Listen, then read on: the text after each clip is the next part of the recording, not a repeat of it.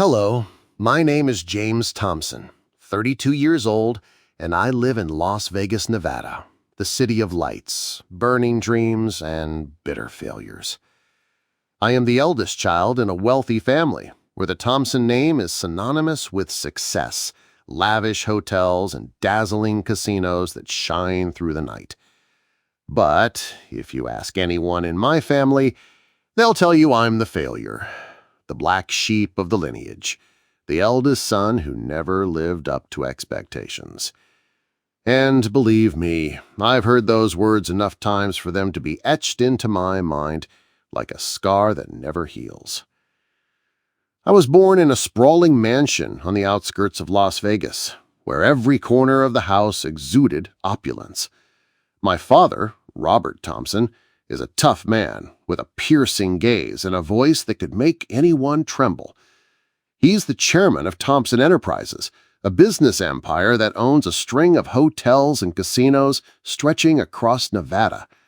My mother, Elizabeth, is a refined woman, always appearing in expensive dresses with a perfect smile. But deep in her eyes, I have always sensed disappointment whenever she looks at me. Then there are Andrew and Emily, my younger siblings, the prized gems of the family, always cherished and trusted by our parents. Andrew, 28, is a talented lawyer with a confident smile and sharp wit in every word he speaks. Emily, 26, is a renowned interior designer with major contracts from five-star hotels. And me, I'm James, the one who graduated from a prestigious business school but has never amounted to anything worthwhile. From a young age, I felt the weight of expectations pressing down on me. As the eldest, I was expected to take over my father's empire, to become a better version of him. During tense family dinners, my father would often say to me, "James, you are the future of the Thompson family. Don't let me down." But every time I heard those words, I felt my heart tighten. I didn't want to be just a shadow of my father. I wanted to create something of my own, a unique mark, something people would remember when they heard the name James Thompson, not just Robert Thompson's son. I tried. I really did. In college, I was an outstanding student, always at the top of my class. I dreamed of building my own business, independent of the Thompson name. After graduating, I dove into startup ventures with all the passion of youth. First, there was a small coffee shop in downtown Las Vegas with the idea of combining an artistic space with live music. I spent months designing the menu, choosing furniture, even painting the walls myself. But the shop lasted only 8 months before shutting down due to a lack of customers. Then I tried my hand at a tech app, a platform to connect street artists with tourists. I poured thousands of dollars into it, only to realize the market wasn't ready for my idea. Next came a high-end fashion boutique where I hoped to bring unique designs to life, but once again, I failed. Customers didn't show up, and I lost nearly all my savings. With each failure, I faced mockery from my family. My father never said it outright, but his eyes, those cold, disappointed eyes, said it all. My mother was gentler, but her words, like, "James, why don't you try working for your father's company? It would be easier," made me feel like a child who couldn't stand on his own. Andrew and Emily treated me even worse. During family gatherings, Andrew would tease, "James, what's the next big thing you're opening? A bakery, maybe?" Emily would giggle and chime in, "Or a film production company. Ooh, I bet it'll go bankrupt in 5 months." They said these things as if they were just jokes, but I knew deep down they truly believed I was a failure. I don't entirely blame them. I understand why they think that way. While Andrew and Emily always succeeded, Andrew with his high-profile lawsuits, Emily with her designs praised in the press, I was just the clumsy older brother always failing at his grand dreams. But that doesn't mean their words didn't hurt. Every jab, every scornful look felt like a knife cutting deeper into my self-esteem. Some nights I'd lie in bed in my small rented apartment on the outskirts, staring at the ceiling wondering if I really was as useless as they said. Was I born just to be a backdrop for other people's success? But deep down, I still believe I can do something meaningful. I don't want to be just an employee in my father's company, living in his shadow. I want to stand on my own, to prove I'm not the failure they think I am. I want them to look at me and admit they were wrong. Maybe it's arrogance, maybe it's stubbornness, but it's the only flame that keeps me moving forward, even when everything seems to be falling apart. My apartment is a modest place, far from the extravagance of the family mansion. It has a small bedroom, a cramped kitchen, and an old second-hand sofa I bought from a thrift store.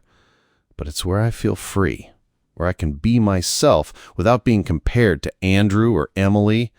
I often sit by the window, looking out at the twinkling lights of Las Vegas, dreaming of the day I'll create something that makes this city turn its head.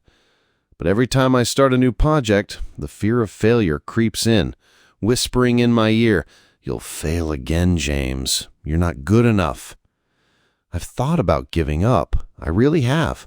Once, after my tech app failed, I sat in my small office staring at the red loss figures on my computer screen, thinking maybe my parents were right.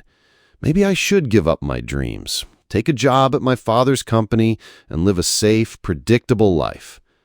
But every time that thought creeps in, a part of me screams in protest. I don't want to live a life I don't believe in. I want to rise on my own, no matter how hard the path may be. My family wasn't always cold. There were moments when I was younger when I felt their love.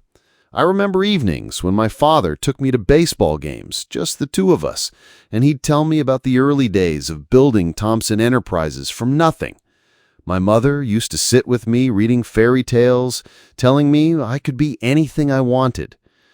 But as I grew older and the failures piled up, that warmth faded, replaced by heavy expectations and sharp criticism. Las Vegas, with all its glamour, is a strange place to grow up. The city is full of people chasing dreams, but it's also full of broken ones. I've seen people come here hoping to change their lives, only to leave empty-handed. I don't want to be one of them, but with every failure, I feel myself inching closer to that fate. Then came a fateful day when a call from Mike changed everything. Mike was a friend I met after college. We weren't particularly close, mostly meeting to discuss business deals. Mike called one late afternoon while I was sitting on my worn-out sofa staring at an unpaid electric bill. His voice on the phone was brimming with excitement, as if he had just struck gold. "James, I've got something for you," he said, his words quick and urgent. "A real opportunity. You want to hear it?" I sighed, responding lazily. "Mike, if this is another crazy idea like opening a mobile taco stand, I'm out." I was all too familiar with Mike's pipe dreams, which usually ended with him pocketing a fat commission while I lost money. No, this is different," Mike laughed loudly. "I'm talking about real estate, an old gas station on the outskirts near Route 95. Dirt cheap, only $25,000. Can you believe it? A real steal." I sat up straighter, not exactly excited, but curious. A gas station? In the middle of nowhere? Mike, who buys an abandoned gas station in a place even coyotes don't bother visiting? "That's the point, James," Mike said, his voice as smooth as a seasoned salesman. "The state's planning to build a new highway right through that area, and I got a tip from an inside source. A big real estate conglomerate is eyeing the place. They're planning to build a resort, maybe even a shopping center. That gas station will be right in the middle of it all. You buy it now, fix it up a bit, and sell it for 10 times the price, or run it yourself and turn it into a gold mine." I went silent for a moment, trying to process the information. Mike always had a way of making everything sound like a once-in-a-lifetime opportunity, but I knew he wasn't entirely trustworthy. Mike was a broker, but not the kind of honest broker you'd want to work with. He was tall, with slicked-back hair, a dazzling smile, and always wore cheap suits tailored to look more expensive than they were. "Mike, I don't have $25,000, I said, my voice weary. "My account's in the red, and I still owe this month's rent." "Then borrow it," he shot back, as if it were obvious. "James, you're at Thompson. Your family has money. Ask your parents or your siblings. This is your chance to prove you're not— Well, you know what they say about you." I felt the blood rush to my face. Mike knew all about my family's mockery, and he wasn't above using it to push my buttons. "Don't bring my family into this," I snapped. "I'm not asking them for money. You know what they think of me." All right," Mike soothed, but I could picture the smirk on his face. "But listen, James, I'm doing this for you. I could sell this gas station to anyone, but I want you to have this opportunity. $25,000 is a bargain. I negotiated with the landowner to get it down to this price. They want to sell fast, and I'm holding it for you. But you've got to decide quickly or they'll sell to someone else." I closed my eyes, trying to think. An abandoned gas station in the middle of nowhere sounded like a crazy idea, but Mike's talk of the highway and real estate projects made me waver. I'd failed so many times, and the thought of a chance to turn my life around, to prove I wasn't a failure, made my heart race. But $25,000, that was a fortune for me at the time. "Let me think about it," I said. "No time, James," Mike replied, his voice growing more urgent. "I'm serious. There's someone else asking about it. I'm only prioritizing you because we're friends. You've got 48 hours. Call me back when you decide, okay?" The call ended, and I sat there staring at my phone. Part of me wanted to call back immediately and say no, but another part, the part desperate to prove itself, couldn't stop thinking about the possibility. A gas station, an opportunity, a chance to stand tall in front of my family and say, "I did it." That night I couldn't sleep. I paced my apartment, my mind swirling with numbers and possibilities. I didn't have $25,000, but I could borrow it. I had a few wealthy friends who could lend me the money with a snap of their fingers. But what made me hesitate most wasn't the money, it was Mike. I knew he was a smooth talker, and his words were hard to fully trust. The next morning, I decided to check out the gas station. Mike met me at a small cafe before taking me to the site. When I walked in, he was already there, dressed in a gray suit, sipping coffee and scrolling through his phone. "James, you made it!" he grinned, standing to slap my shoulder. "I knew you wouldn't pass this up." On the drive to the gas station, Mike wouldn't stop talking. He went on about the highway, the investors pouring money into the area, how this gas station would be a diamond in the rough that I could turn into gold. But when we arrived, my heart sank. The gas station sat on a dusty road far from downtown Las Vegas. It looked like a ruin. The pumps were rusted, the convenience store's windows were shattered, and the roof looked like it would collapse with a strong gust of wind. Weeds grew wild around it, and an old sign reading Desert Star hung precariously, its letters nearly faded. This wasn't a diamond in the rough, it was a pile of junk. "Mike, are you kidding me?" I turned to him, trying to keep my voice calm. "This is worth $25,000? Mike laughed, but I noticed his eyes dart away. "James, you've got to see the bigger picture. Don't you see the potential? When the highway opens, this place will be the center of everything. You just need to invest a little to fix it up, and you'll have a gold mine." "Mike, be honest," I pressed. "Are you sure this is a steal, or are you just trying to make a commission?" He clutched his chest, feigning offense.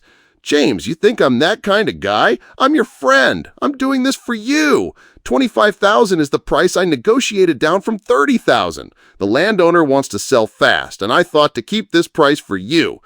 I wanted to believe him, but something felt off. The way he spoke too quickly, the way he avoided my eyes, it all made me uneasy.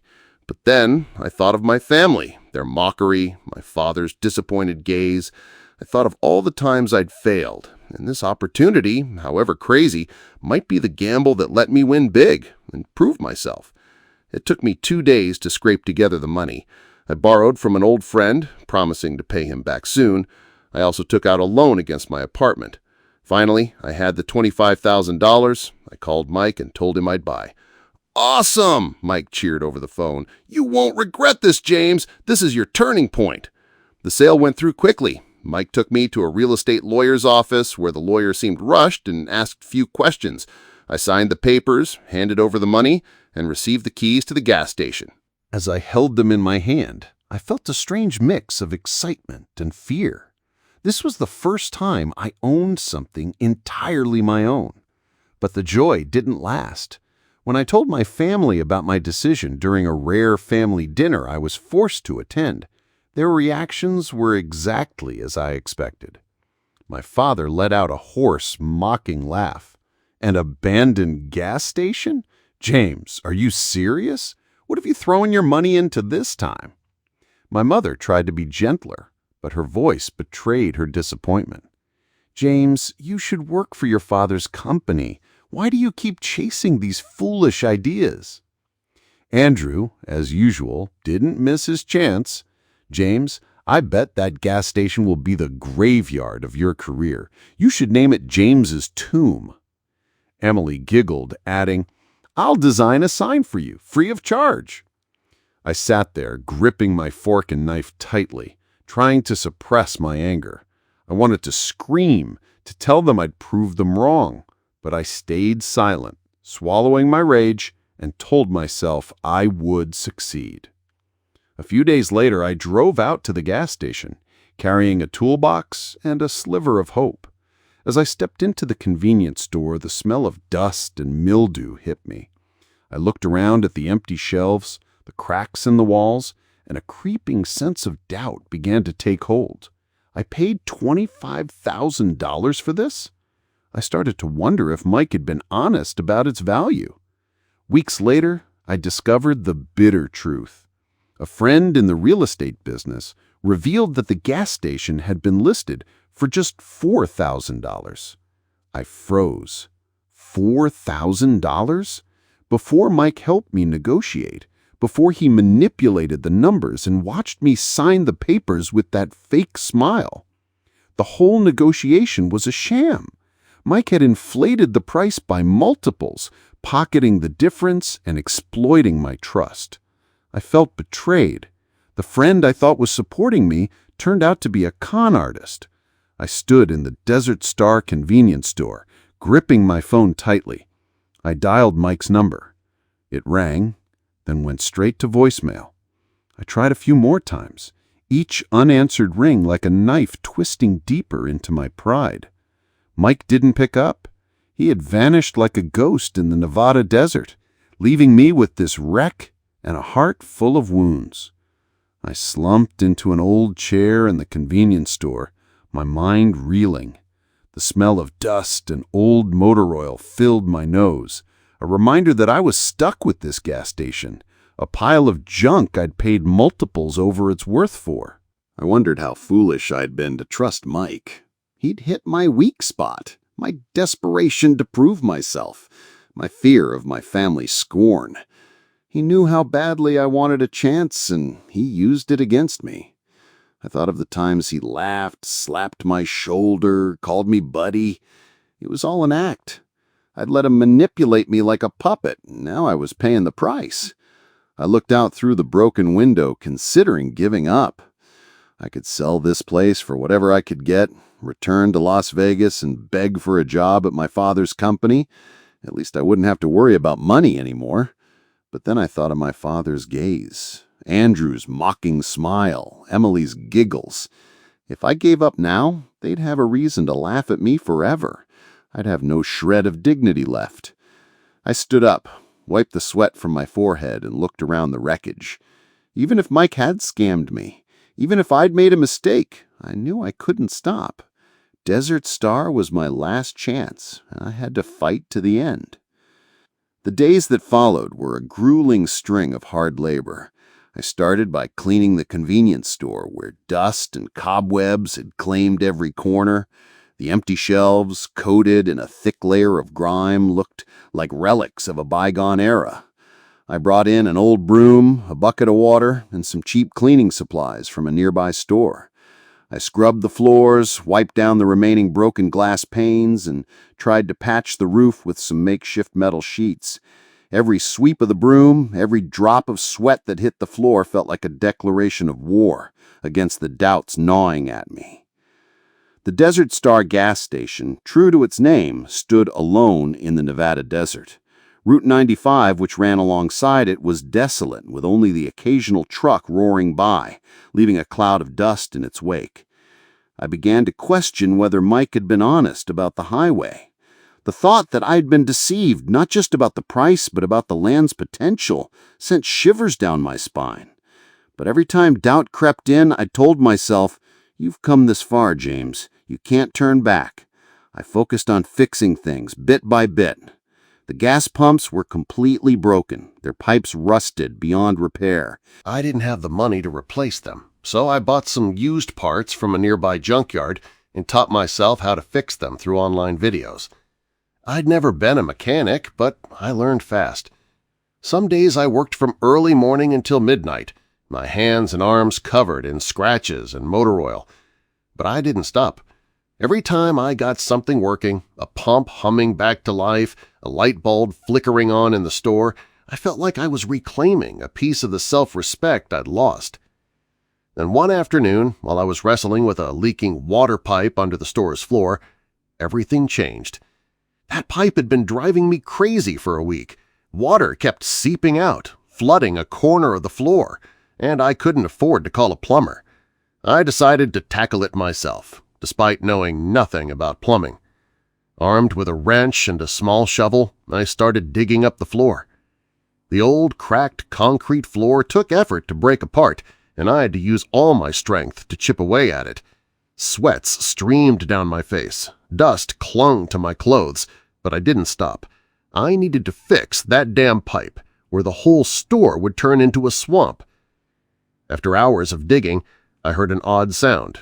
Not the crack of concrete, but a sharp clank, like I'd hit something solid. I stopped, panting, and looked down. Beneath the broken concrete, I saw a wooden panel, old and darkened, unlike the rest of the floor. It looked like a small trap door embedded in the foundation. My heart raced. What was this? A trap door? A secret storage space? Or just a useless piece of wood forgotten under the floor? I knelt down, brushing away the dust and debris with my hands. The wood was secured with rusted nails, loosened by years of neglect. I grabbed my wrench and pried them out one by one, my heart pounding like it was trying to leap out of my chest.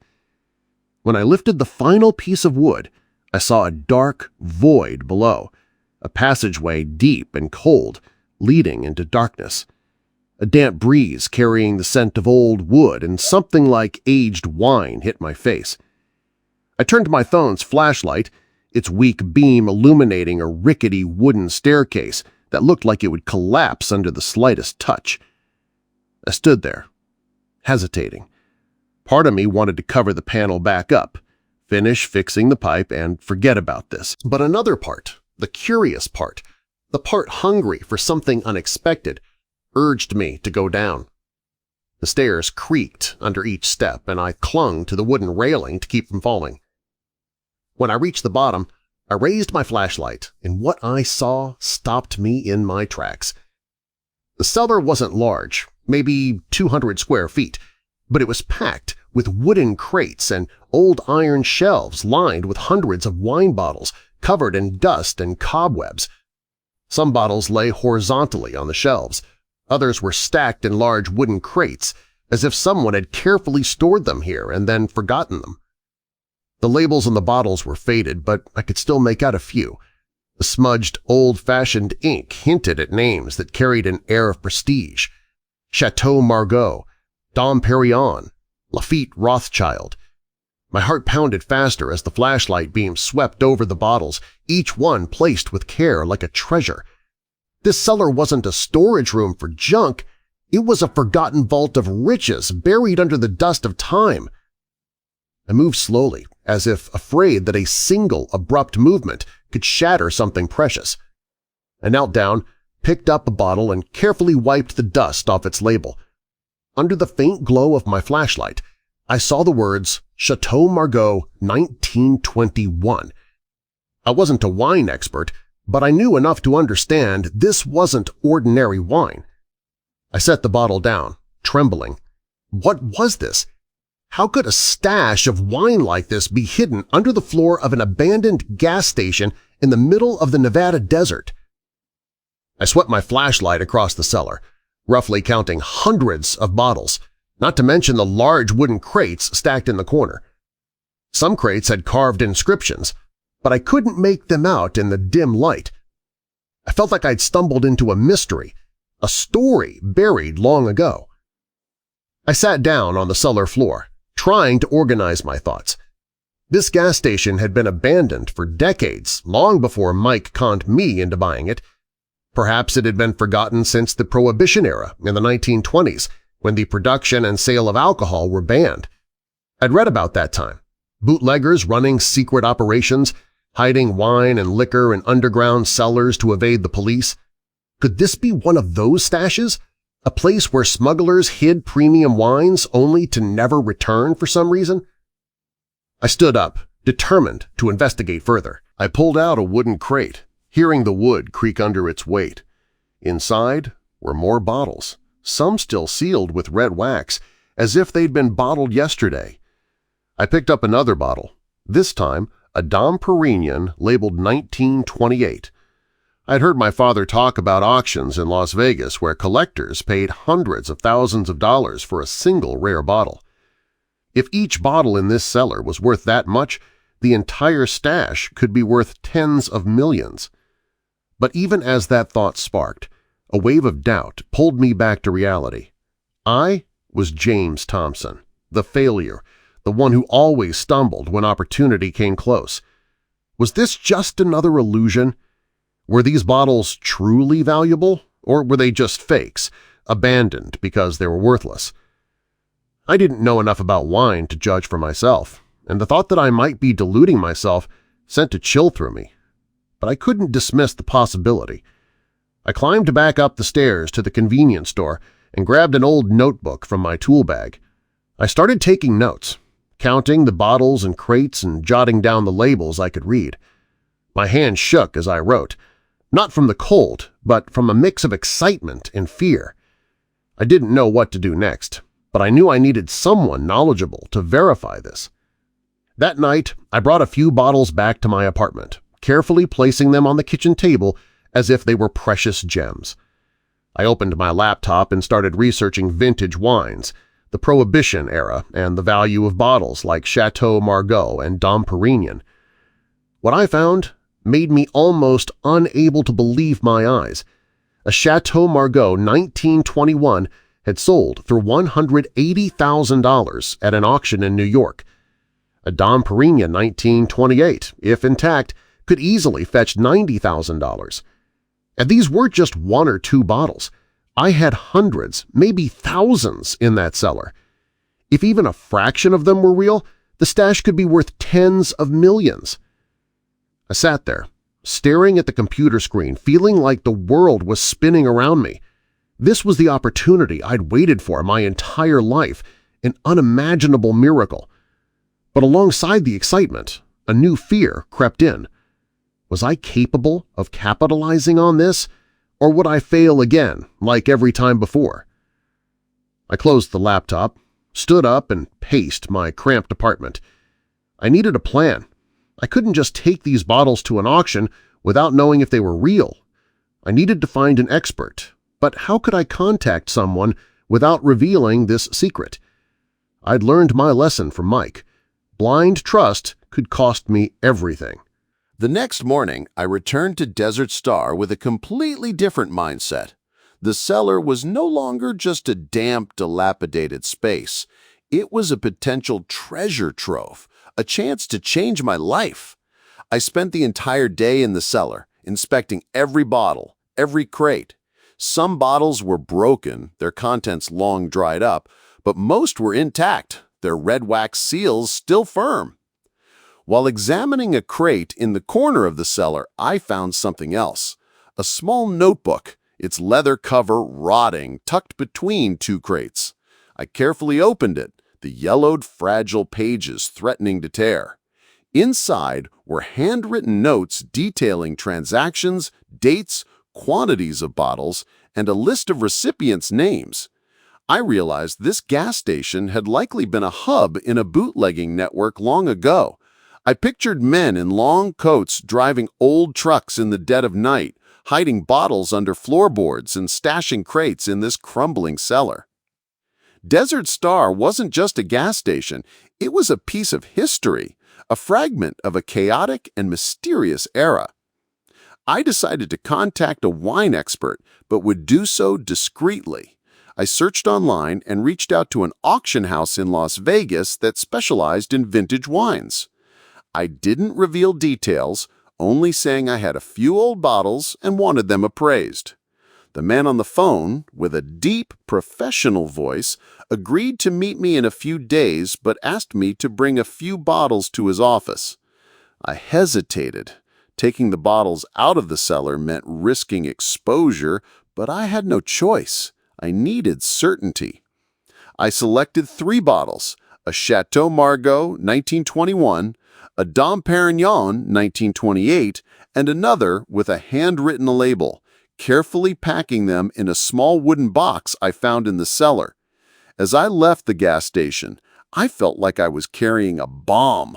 Every time my car hit a pothole on Route 95, I flinched, terrified the bottles would break. I drove slowly, eyes glued to the road, my heart pounding. The meeting with the wine expert took place on a Tuesday morning at an auction house office in downtown Las Vegas. I walked in, clutching the wooden box tightly, feeling as though every eye in the room was fixed on me.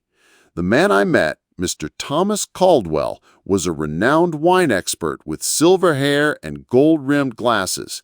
He had a sharp gaze, as if he could appraise an entire person with a single glance. I set the box on the table, trying to keep my voice steady as I explained that I had stumbled upon a few old bottles in a property I'd recently purchased.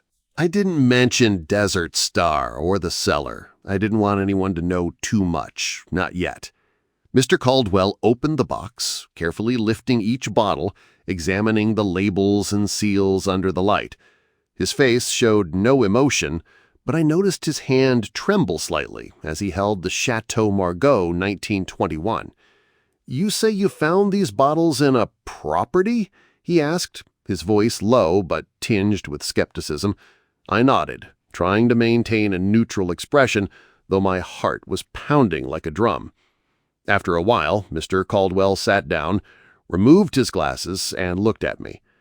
"Mr. James, I don't know where you found these bottles, but I can tell you they're genuine, and they're extremely rare. A Chateau Margaux 1921, if in good condition, could easily fetch $180,000 at auction. The Dom Perignon 1928 is no less impressive, likely between $90,000 and $110,000. As for this handwritten label," he paused, inspecting it closer, "I'd need to verify further, but it could be part of a special batch from the Prohibition era. If you have more bottles like these, you're sitting on a treasure." I felt the blood rush to my head as if the world was tilting. "You're saying... how much?" I stammered, trying to process the numbers. "These 3 bottles alone could bring in several $100,000, Mr. Caldwell said, his tone as calm as if he were discussing the weather. "But if you have more, like a collection, the value could reach millions. How many more bottles do you have?" I hesitated. I wanted to tell the truth that I had hundreds of bottles, dozens of crates, but the memory of Mike made me cautious. "I'm not sure," I replied, keeping my tone vague. "I need to check again, but can you help me appraise and sell them?" Mr. Caldwell smiled, the first time during our meeting. "Of course, Mr. James, but I'll need to see the entire collection, and we'll need to do this properly. Appraise and organize an auction. If you agree, I can reach out to some international collectors. They'll pay top dollar for bottles like these." I left the office feeling both exhilarated and anxious. Mr. Caldwell agreed to keep the information confidential, but I knew word would spread eventually. Las Vegas is a small town when it comes to big rumors. I returned to Desert Star that afternoon, checked the lock on the cellar entrance, and started planning. I needed to secure the wine stash, hire a security team, and install cameras. But I didn't have the money for all that. Not yet. Over the next few weeks, I worked tirelessly. I contacted Mr. Caldwell, bringing him a few more bottles to verify, and he confirmed that most were in excellent condition. He estimated the stash's value could reach $60 million, if not more. The figure left me stunned. I, James Thompson, the one my family called the shame of the lineage, was sitting on a treasure that could change my entire life. I decided to start with a small auction, selling just 12 bottles to test the market and raise some initial funds. Mr. Caldwell organized the auction at a luxurious Las Vegas hotel, inviting a select group of wealthy collectors from around the world. I stood in the corner of the room wearing a borrowed suit, feeling out of place among the men and women in expensive attire. When the Chateau Margaux 1921 went up on the block, the starting bid was $120,000.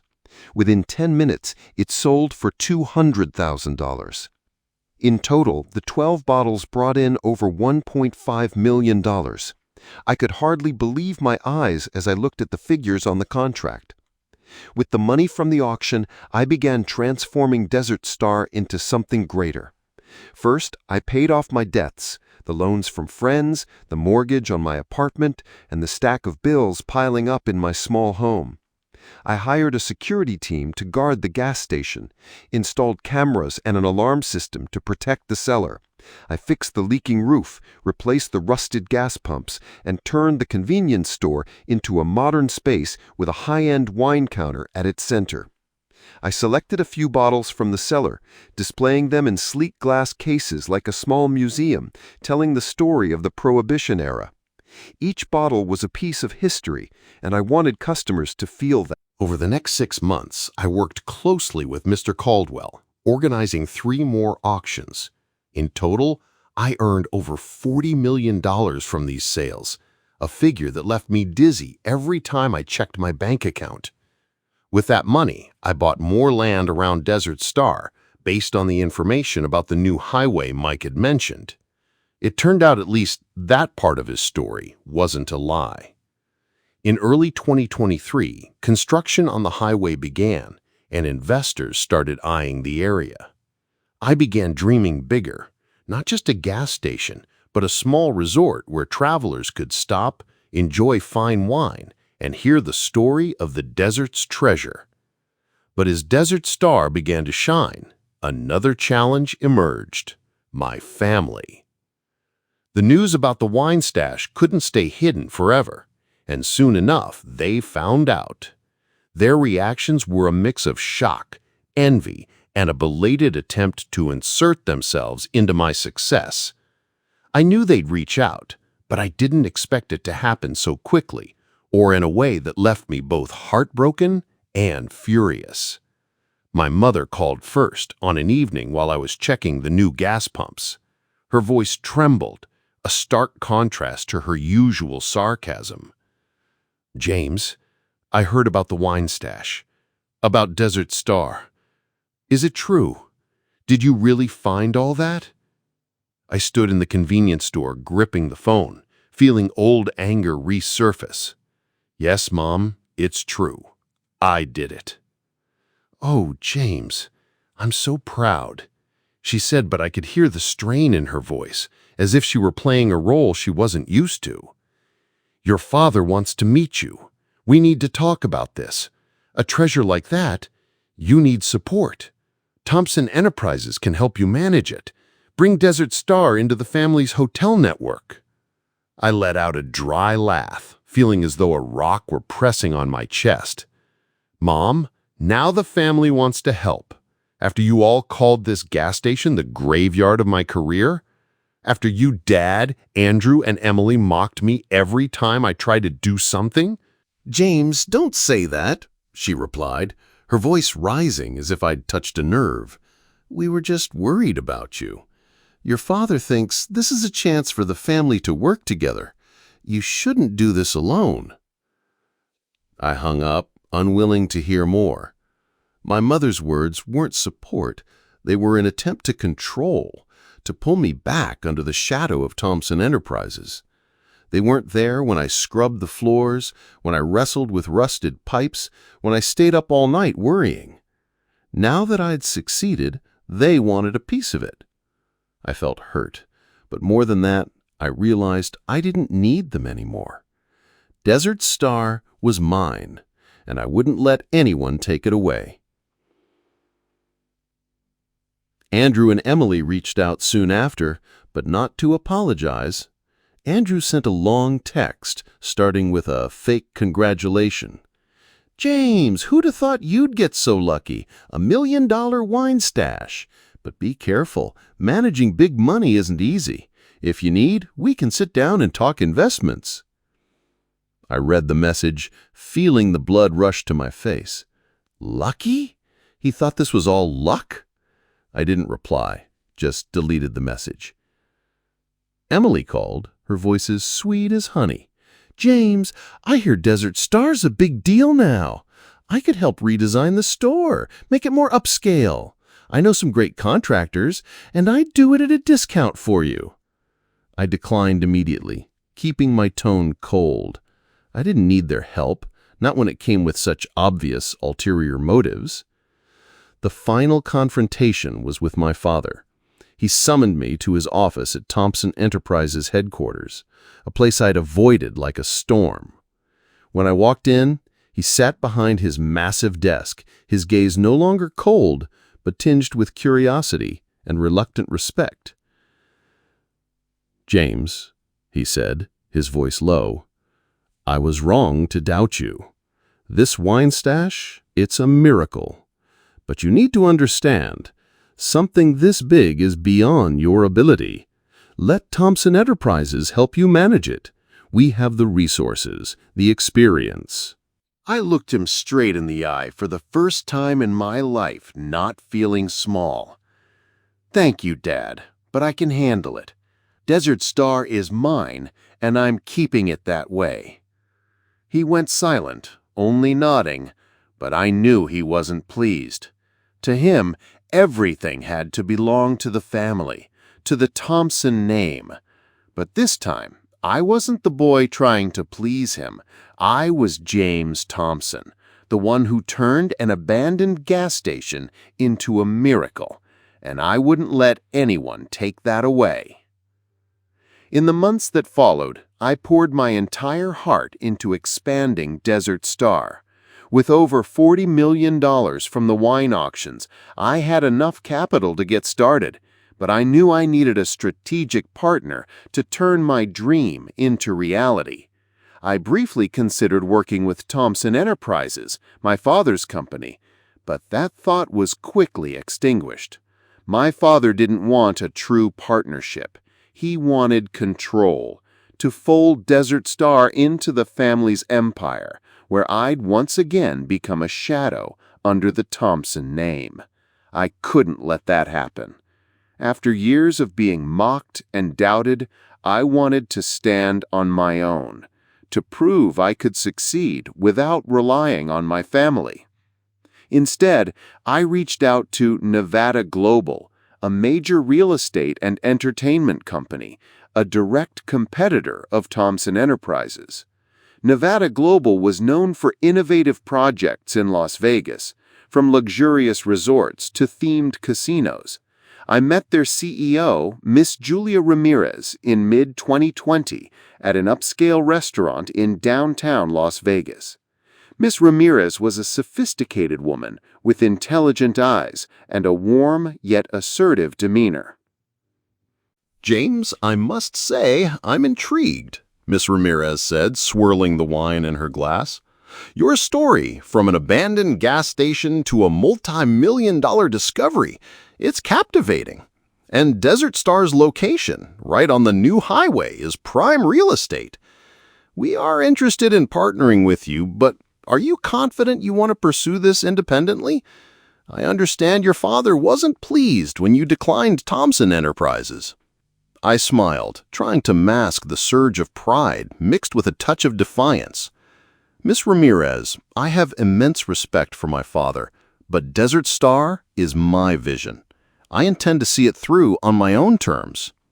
Miss Ramirez nodded, a hint of admiration in her eyes. "Understood.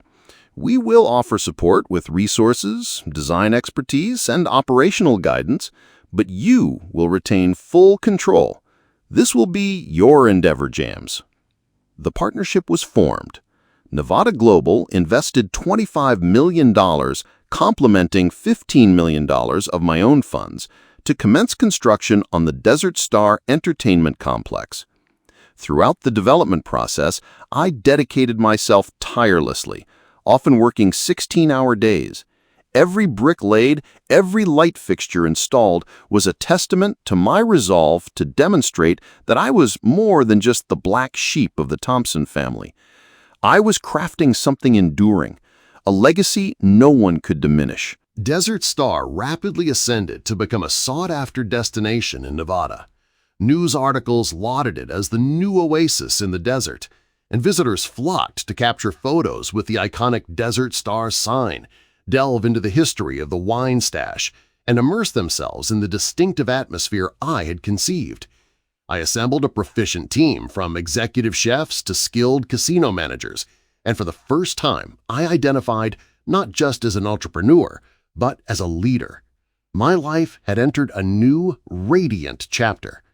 I no longer resided in the cramped apartment on the outskirts of Las Vegas. I purchased a spacious residence in an upscale neighborhood, complete with panoramic views of the desert, where I could unwind each evening watching the lights of Desert Star twinkle in the distance. The shadows of failure and the sting of my father's disapproval and the taunts of Andrew and Emily no longer haunted my waking hours. I had discovered inner fulfillment not in wealth or recognition, but in proving my self-worth, not for my family, but for myself. Desert Star represented more than just an entertainment complex. It was a symbol of perseverance, unwavering belief, and the ability to perceive value in what others deemed worthless. While I maintained contact with my family, interactions were limited. I had forgiven them, but I would never forget the emotional wounds they had inflicted. Although my father remained displeased with my partnership with Nevada Global, he could only observe my success from afar. I, James Thompson, was no longer defined by my family's low expectations. I was the visionary who transformed an abandoned gas station into an iconic landmark, and I would relentlessly pursue the expansion of my dream, one brick at a time.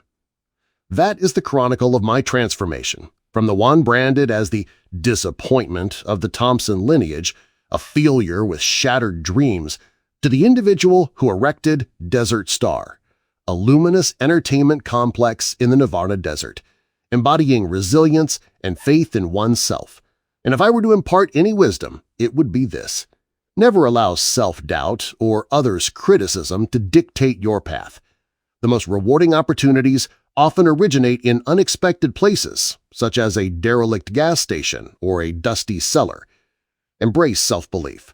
Seize every chance and do not be afraid of failure, for sometimes those missteps lead you to the treasure that defines your life. Persevere, and I believe you will attain triumph on the path you choose.